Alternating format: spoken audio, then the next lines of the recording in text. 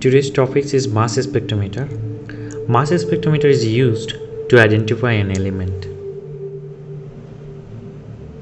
There are four essential steps in a mass spectrometer. The first one is ionization, second one is acceleration, third one is deflection, and the fourth one is detection. Mass spectrometer is used to determine the mass of an element. So the first step is ionization. So in this chamber, at first the sample is vaporized. Then a vaporized sample is injected at low pressure. After that, an electron gun fires high energy electron at the sample. So this one knocks out an outer electron from the sample and make it positively charged ions.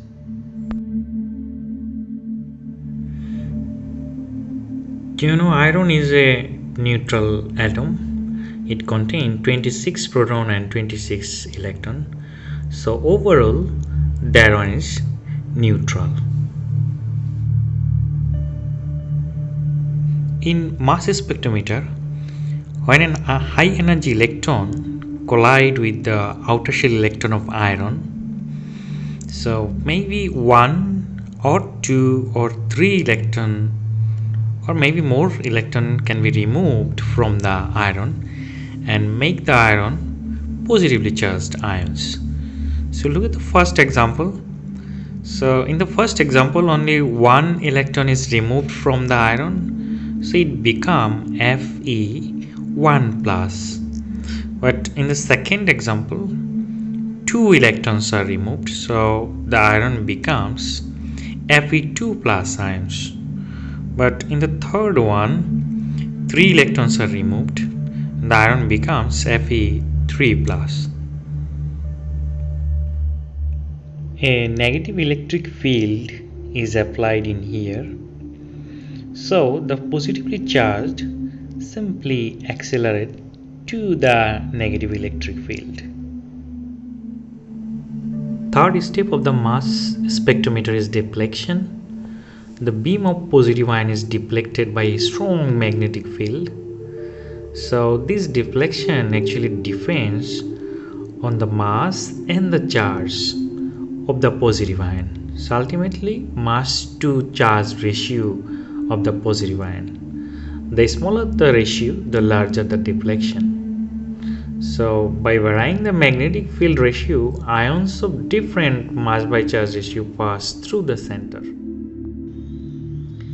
Any beams always moves into a straight direction if no interference occurs. So this beam always moves, or this positive ions always moves to the straight direction. But when a magnetic field is applied, the movement of the beam simply bends or deflected. Like after applying the magnetic field, the beams are deflected like this way. Deflection of the ions depends on two factors.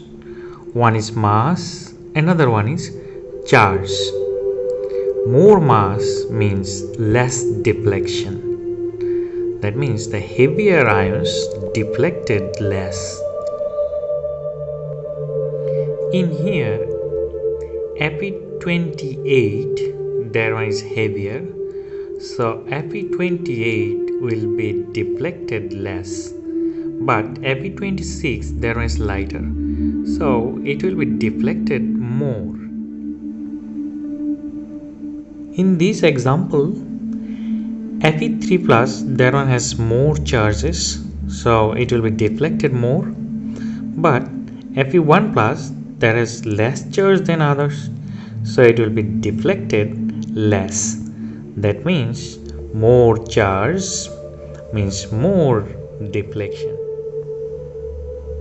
So this can be concluded that more mass to charge ratio means less deflection. So let us calculate the mass to charge ratio of Fe1 plus. So here mass of the iron is 26 and charge of the iron is 1. So mass to charge ratio is 26 by 1 equal to 26. In this example, the mass to charge ratio is 26 by 2. Here mass is 26 and charge is 2. 26 by 2 equal to 13. So charge ratio of iron 2 plus or Fe2 plus, that one is 13. But mass to charge ratio of iron 1 plus, that is 26. So more M by Z ratio means less deflection. So Fe1 plus, that one will be deflected less than Fe2 plus. Last step of the mass spectrometer is detection. The ions reach the detector and generates a small current, and the size of the current is proportional to the awareness of the species.